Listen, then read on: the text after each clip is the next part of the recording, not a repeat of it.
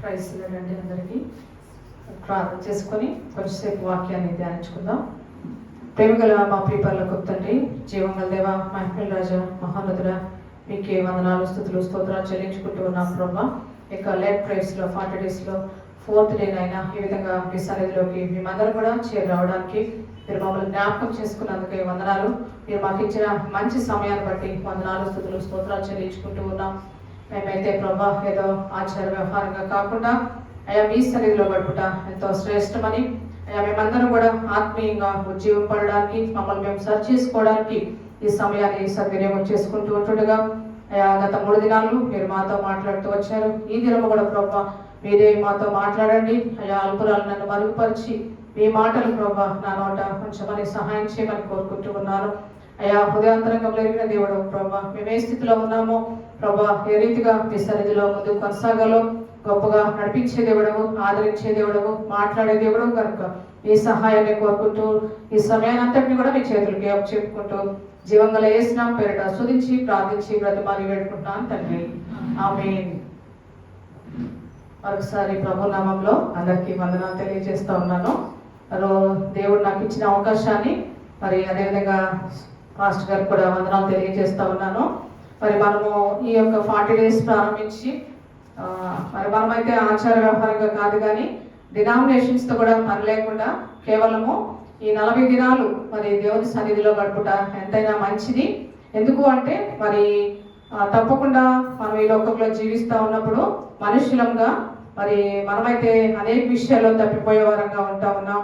మరి ఆత్మీయంగా కూడా చాలా బలహీనమైన పరిస్థితులు మన చుట్టూ ఉన్న లోకమును బట్టి ఎన్నో దేవుని కొరకు ఆశ కలిగి జీవించాలి ఉన్నప్పటికీ తప్పకుండా ఈ శరీరంతో ఉన్నంత కాలము తప్పిపోయే వారంగా ఉంటూ ఉన్నాం. అందుని బట్టి మరొకసారి తప్పకుండా మరి మనము ఈ యొక్క ఉపవాస ప్రార్థన కూడికలను ఆత్మీయంగా మనకు ఉపయోగపడాలని నేనైతే ఆశిస్తూ ఆ విధంగా ప్రార్థన చేస్తూ ఉన్నాను.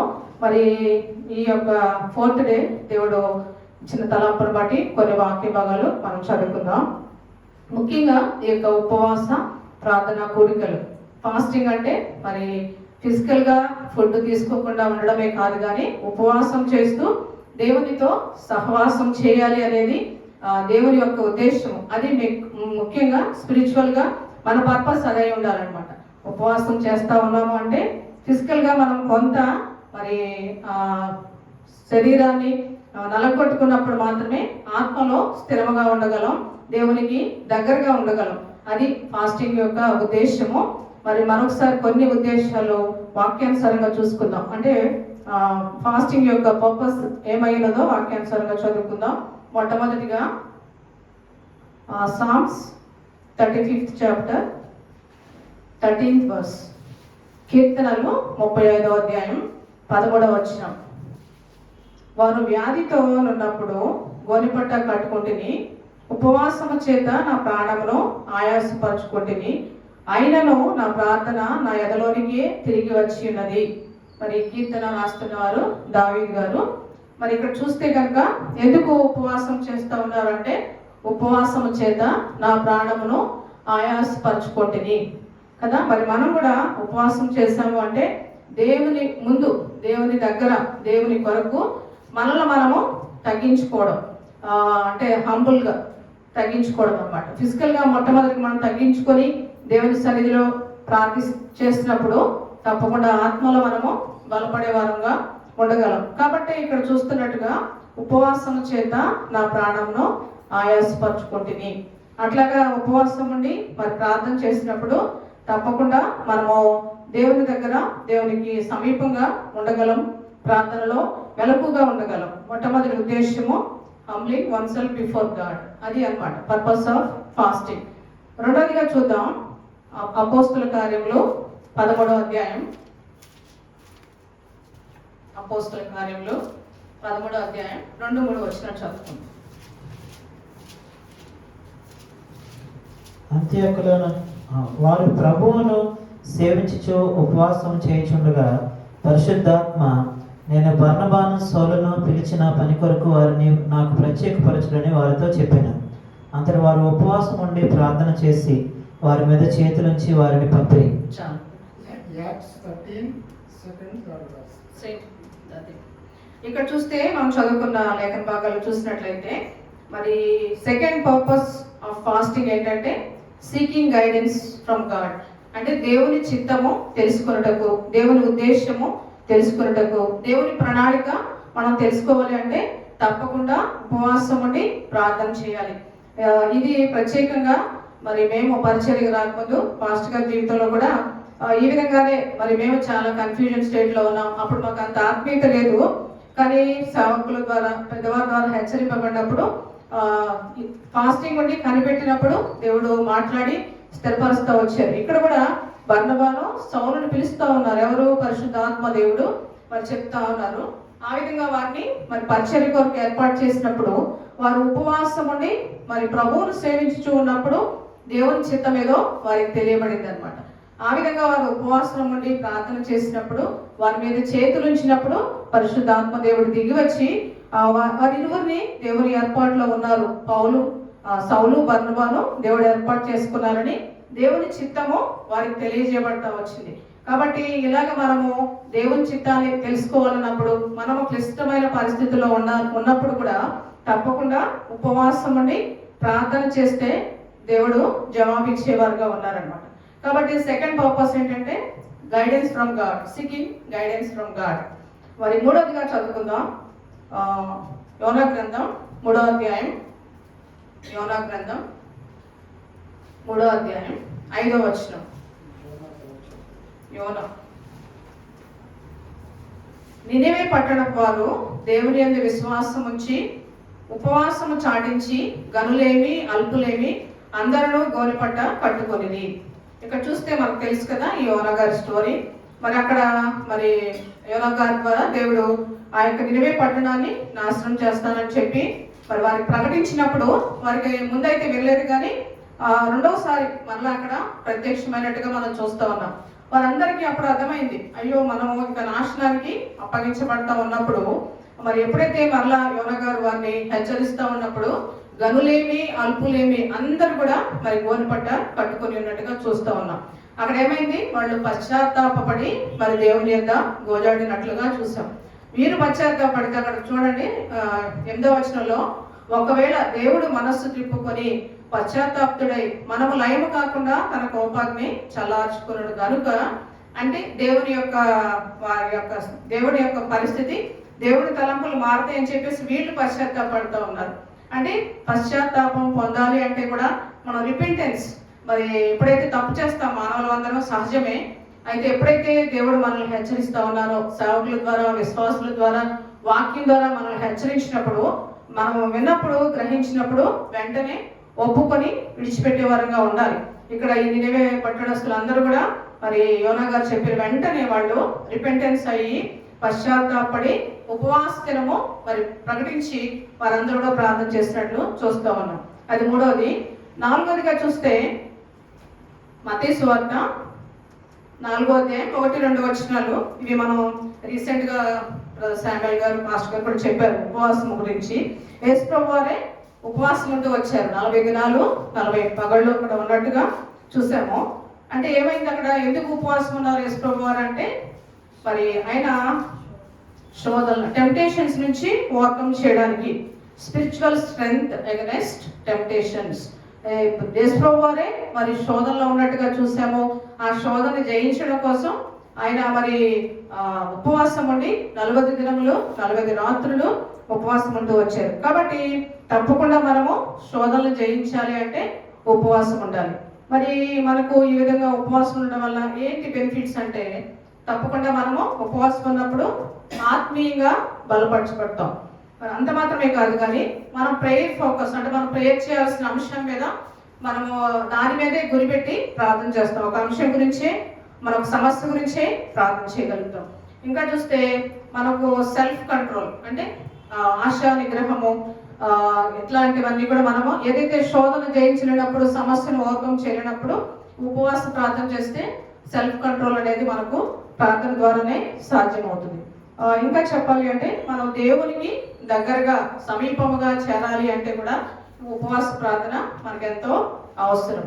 ఇది జస్ట్ ఫాస్టింగ్ గురించి బ్రీఫ్గా చెప్పడానికి దేవుడు ఇచ్చారని నమ్ముతున్నాను.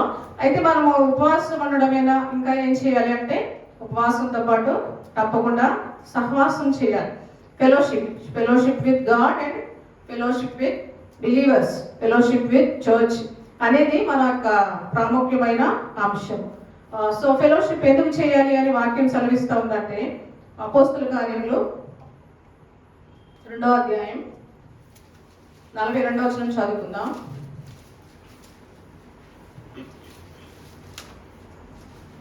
2వ అధ్యాయం 42వ వచనం.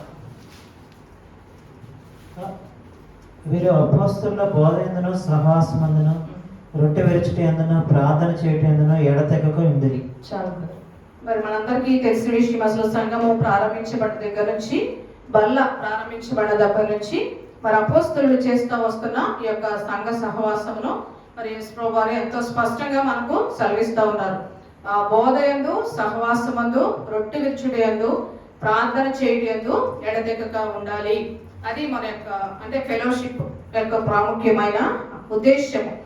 కాబట్టి ఈ యొక్క విశ్వాసులుగా మరి సేవకులుగా మరి సంఘంలో అనేకులు చేరి వస్తారు. ఎందుకు? యేసు ప్రభువు నామంలో మనము స్పిరిచువల్గా సహవాసం ఉండాలి.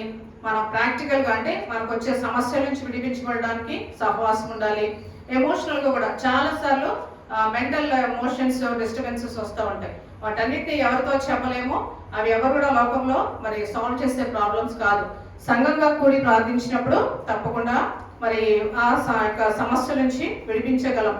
అట్లానే మరి మనమైతే మన సంఘ ప్రార్థన ద్వారా అనేక సమస్యలు, అనేకమైన ఇరుకులు, ఇబ్బందులు, అనారోగ్యాల నుంచి తప్పించబడతా వస్తూ ఉన్నాం. మరి ఒంటరిగా వ్యక్తిగతంగా కూడా చేయొచ్చు, కానీ సహవాసానికి అంతకంటే ప్రాముఖ్యత మరి దేవుడు ఇస్తూ వచ్చారు. మరి ఈ ఫెలోషిప్ కూడా ఎందుకు ఇంపార్టెంటో మనం చూద్దాం. కొన్ని 4 మాటలు తెలుసుకుందాం.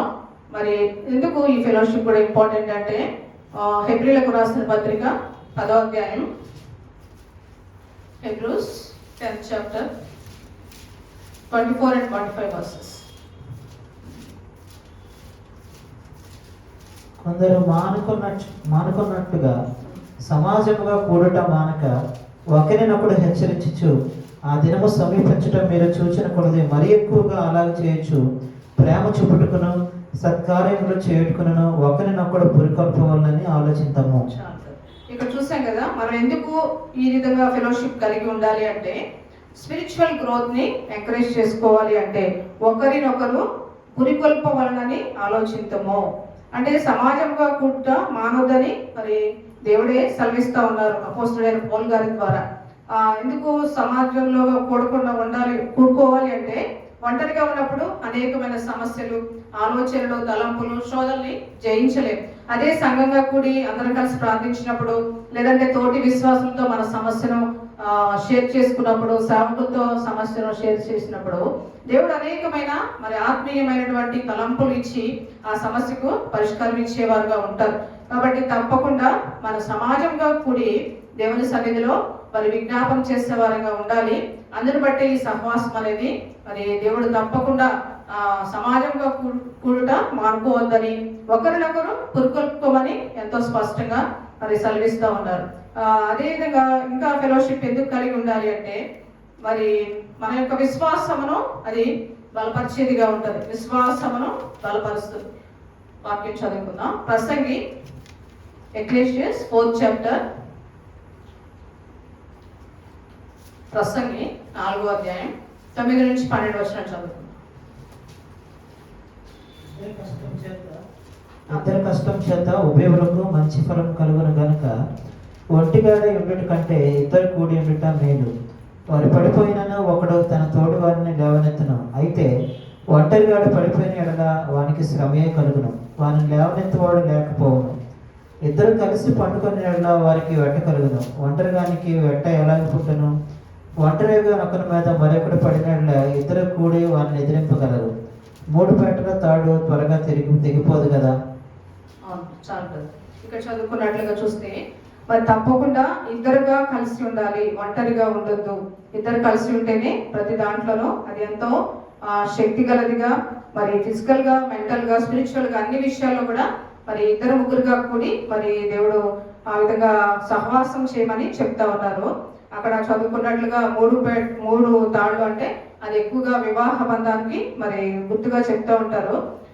మరి మనం ఒకసారి వివాహ వ్యవస్థ ద్వారా ఐక్యపరచబడిన తర్వాత ఆ మూడు త్రాళ్ళు అంటే భార్య, భర్త, దేవుడు, ఆ ముగ్గురు మాత్రమే కలిసి ఉండాలి. ఏ ఒక్క ట్రయాంగిల్ రిలేషన్షిప్ లో ఎక్కడ రిలేషన్షిప్ వీక్ అయినా కూడా సైతాన్ అనేక విధాలుగా మరి కుటుంబాన్ని పాడు చేసేదిగా ఉంటది. కాబట్టి ఆ యొక్క విశ్వాసమును పెంపొందించుకోవాలి అంటే మొదటగా మనం దేవునితో మరి రిలేషన్ స్ట్రాంగ్ గా ఉండాలి.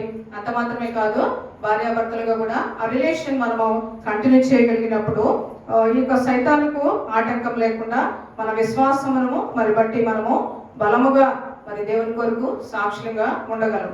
ఇంకొక మరి పర్పస్ ఏంటంటే, మెయిన్ ఉద్దేశం ఏంటంటే, ఈ ఫెలోషిప్ ఉద్దేశము జేమ్స్ యాకోబు రాసిన పత్రిక 5వ అధ్యాయం 16వ వచనం. యాకోబు రాసిన పత్రిక 5వ అధ్యాయం 16వ వచనం. మీ పాపములను ఒకరితోనొకడు ఒప్పుకొనుడి, మీరు స్వస్థత పొందినట్లు ఒకరి కొరకు ఒకడు ప్రార్థన చేయుడి. నీతిమంతుని విజ్ఞాపన మనఃపూర్వకమైనదే, బహుబలము గలదై ఉండును. కాబట్టి మనము మన పాపములను ఒకరితో ఒకడు ఒప్పుకోవాలి. సో మరి స్వస్థత పొందడానికి కూడా ఒకరి కొరకు ఒకడు ప్రార్థన చేయాలి. ఎందుకంటే నీతిమంతుని విజ్ఞాపన మనఃపూర్వకమైనదై, బహుబలము గలదై ఉండును. నీతిమంతులు మరి ఎవరు అంటే దేవుని బిడ్డలు, విశ్వాసంగా మార్చబడిన వారము, దేవునిలో నిలిచిన వారం అందరం కూడా ప్రార్థన చేసినప్పుడు మన యొక్క విజ్ఞాపన బహుబలము గలదై ఆ యొక్క రోగిని స్వస్థపరిచేదిగా ఉంటదంట. కాబట్టి ఇక్కడ ఈ రీతిగా మనం ఫెలోషిప్ కలిగి ఉండడం వల్ల ఒక అకౌంటబిలిటీ అంటే ఒక బాధ్యత, ఒకరి గురించి ఒకరి బాధ్యత, మనకు ఆ ఫెలోషిప్ అనేది బాధ్యతను, అకౌంటబిలిటీని మరి తెలియజేస్తూ ఉంది. ఒకరికొకరు ప్రార్థించుకునే స్థితి, ఒకరి గురించి ఒకరు మరి ఆ యొక్క సంతోషంలో పాల్పొంపులు పొందడం, బాధలో విజ్ఞాపన చేయడం, ఆ విధంగా ఎవరైనా తప్పిపోతే ఉంటే సరి చేయడానికి కూడా ఈ యొక్క సహవాసం అనేది ఎంతైనా అవసరమైనదని దేవుడు సెలవిస్తూ ఉన్నారు. ఇంకొక వాక్యం చదువుకుందాం. గల్తీలకు రాసిన పత్రిక 6వ అధ్యాయం. గల్తీలకు రాసిన పత్రిక 6వ అధ్యాయం 1-2 వచనాలు. సహోదరులారా, ఒకడు ఏ తప్పిదంలోనైనను చిక్కుకుని ఎడల ఆత్మ సంబంధులైన మీలో ప్రతివాడును తానును శోధింపబడుదునేమో అని తన విషయమై చూచుకొనుచు సాత్వికమైన మనసుతో అట్టి వానిని మంచి దారికి తీసుకుని రావను. ఒకరి భారములప్పుడు భరించి ఇలాగ క్రీస్తు నియమమును పూర్తిగా నెరవేర్చుడి. ఓకే, ఇక్కడ చదువుకున్నాం కదా, ఒకరి భారములు ఒకరు భరించే వారంగా ఉండాలి. ఒకడు ఏ తప్పిదములను చిక్కుకొనేలా ఆత్మ సంబంధులైన వారు. ఆత్మ సంబంధులు ఎవరండి? Spiritual brothers and sisters. అది దేవుని సంఘంలోనే ఉంటది. మన కుటుంబంలో వాళ్ళు కూడా మనకు ఆత్మ సంబంధులు కాదు, వారు రక్త సంబంధులు. ఆత్మ సంబంధులు అంటే మన చర్చ్ మెంబర్స్, అది బ్రదర్స్ సిస్టర్స్, దేవుడిచ్చిన గొప్ప సహవాసం. కాబట్టి ఎవరైనా శోధనలో ఉన్నప్పుడు, తప్పిపోయినప్పుడు తప్పకుండా వారిని మనము సరిదిద్దే వారంగా ఉండాలి, సాత్వికంగా చెప్పాలి, సాత్వికమైన మనసుతో అటు వారిని మంచి దారికి తీసుకొని రావాలను.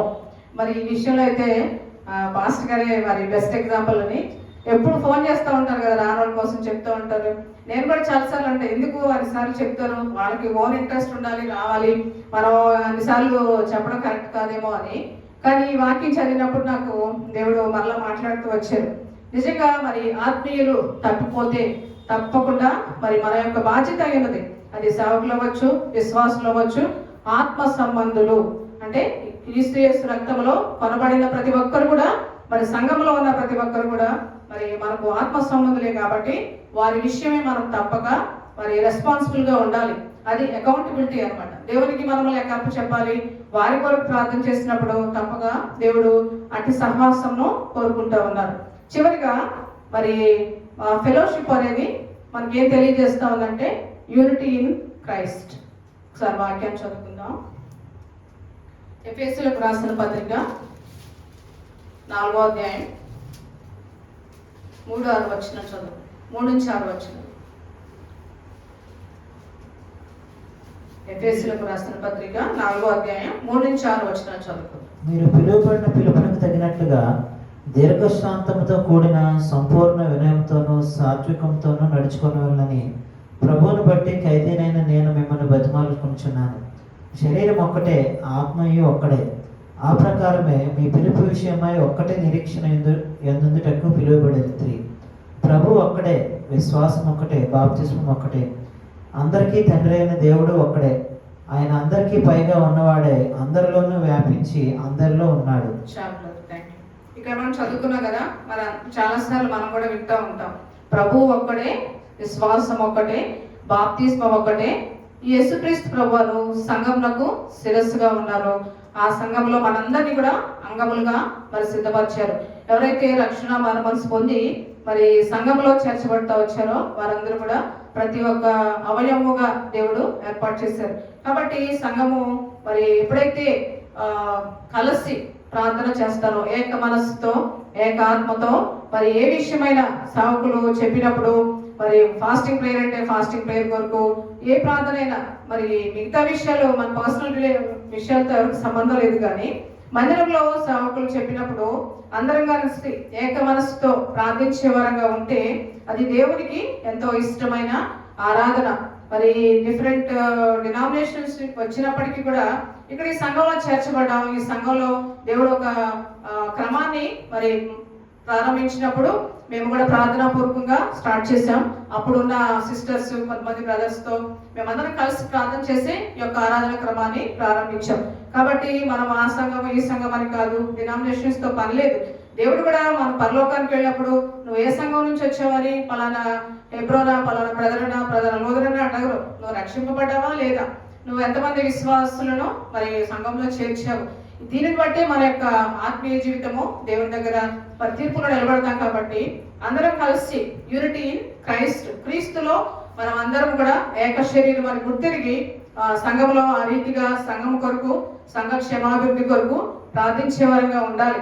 మరి గత కొన్ని మాసాల క్రింద సంఘ క్షేమాభివృద్ధి కొరకు కొంతమంది సలహాలు ఇచ్చారు, కానీ నిజంగా అది సంఘ క్షేమాభివృద్ధి కానే కాదు. కొన్ని విషయాల్లో మరి అది ఎంతవరకు ఆత్మీయతో చెప్పిన సలహాలు సంఘానికి ఆత్మీయంగా ఉపయోగపడాలి కదా, సేవకులకు మరి సంఘ అభివృద్ధికి అంటే. కానీ సైతాను కొన్నిసార్లు కొన్ని అననుకూల మరి ఆలోచనలు, దేవునికి వ్యతిరేకమైన ఆలోచనలు తీసుకొచ్చేదిగా ఉంటది. అలాంటి సందర్భాల్లో సంఘం అంతా కలిసి ప్రార్థించాలి. ఎందుకంటే ఆ దినాల్లో కూడా మరి మొదటి నుంచి ఆదిమ సంఘంలో కూడా ఈ వ్యతిరేకమైన పరిస్థితులు యెహోవాతో ఉంటూనే మరి శిష్యుల్లో ఆ ఇస్కరియోతు యోధ ఏ విధంగా తప్పిపోయాడో, సైతాన్ అయితే అనేక విధాలుగా శోధించే పరిస్థితులు ఉంటాయి. ఆ శోధనలన్నీ తప్పించడానికి, ఆ శోధనలన్నీ ఎదుర్కోవడానికి నిజంగా సంఘము క్షేమాభివృద్ధి పొందాలి అంటే ఉన్న విశ్వాసులందరూ కలిసి ఐక్యంగా ప్రార్థన చేసినప్పుడు అది దేవునికి ఎంతో ఇష్టమైన ఆరాధన.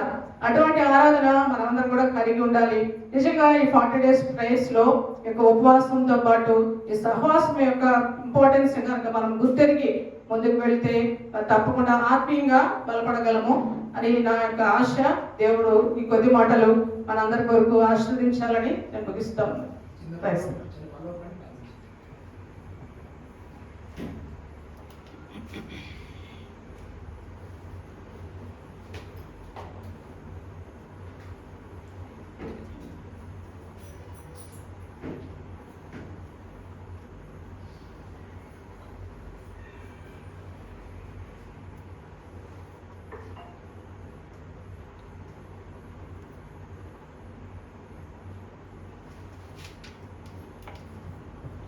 ఆత్మీయ ఇంటికి క్రీస్తు పునాది, సజీవమైన రాళ్ళే ప్రజలు.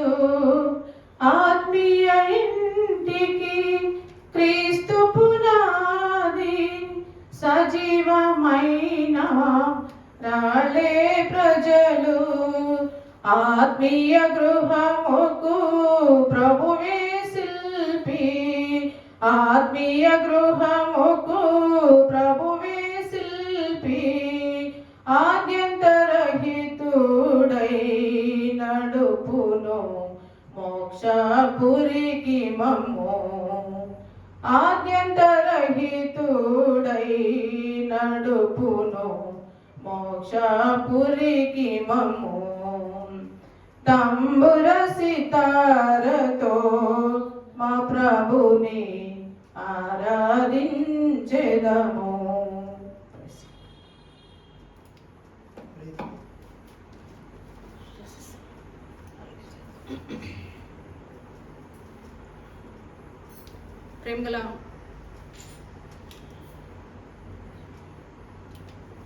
ప్రేమగల మా ప్రిపర్లకు తండ్రి, జీవంగల దేవా, మహిమల రాజా, మహోన్నతుడ, మీకు వందనాలు, స్తుతులు, స్తోత్రాలు చెల్లించుకుంటూ ఉన్నాం ప్రభా. ఈ సాయంకాల సమయంలో ఇటు రీతిగా మీ సన్నిధిలో నిలవబడడానికి అయా నన్ను జ్ఞాపకం చేసుకున్నందుకు వందనాలు.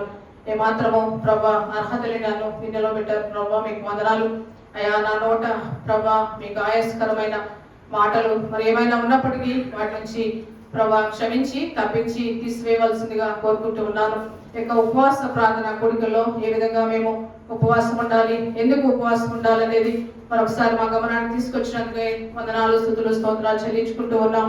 ఈ లోక సంబంధంగా ఆచార వ్యవహారంగా ఉపవాసం ఉండుట కాదు కానీ ప్రభా మీతో సహవాసం చేసే వారుగా మమ్మల్ని మేము బలపరుచుకునే వారుగా విశ్వాసంలో స్థిరమైన బిడలంగా కొనసాగడానికి అయా మీలో ఏక మనస్సు కలిగి ప్రభా మీ బిడలంగా మీ సాక్షులుగా ముందుకు కొనసాగాలని ప్రభా మా గమనాన్ని తీసుకొచ్చినటువంటి మీ లేఖన భాగాలను బట్టి వందనాలు, స్తుతులు, స్తోత్రాలు. అవును తండ్రి, సమాజంగా కూడుట మానుకొనక ప్రభా మరి ప్రార్థన ఎందు సహవాసం అందు రొట్టె వెచ్చుట ఎందు ఎడతెగక ఉండమని మీ వాక్యం సెలవిస్తున్న రీతిగా ప్రభా మేము అటు రీతిలో మాకిచ్చిన సహవాసమును బట్టి వందనాలు.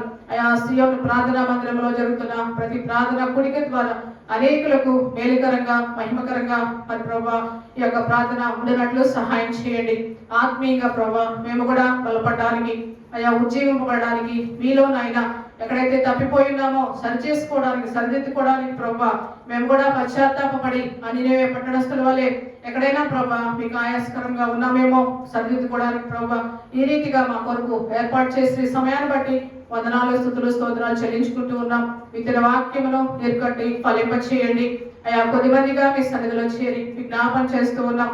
సంఘంగా కూడి ప్రార్థించినప్పుడు ఎన్నో గొప్ప కార్యములు చేస్తూ వచ్చారు ప్రభా, మీకు వందనాలు, స్తుతులు, స్తోత్రాలు. ఇంకను అనేక మంది ప్రభా నూతనమైన మరి ప్రభా ఆత్మలు మీ సన్నిధికి చేరవడానికి సహాయం చేయండి. ఆయా ఈ ప్రాంతంలో మరి ఇక్కడ ఫిజికల్ గా లేకపోయినా మైక్ ద్వారా అనేకులు మీ మాటలు వింటా ఉన్నారు.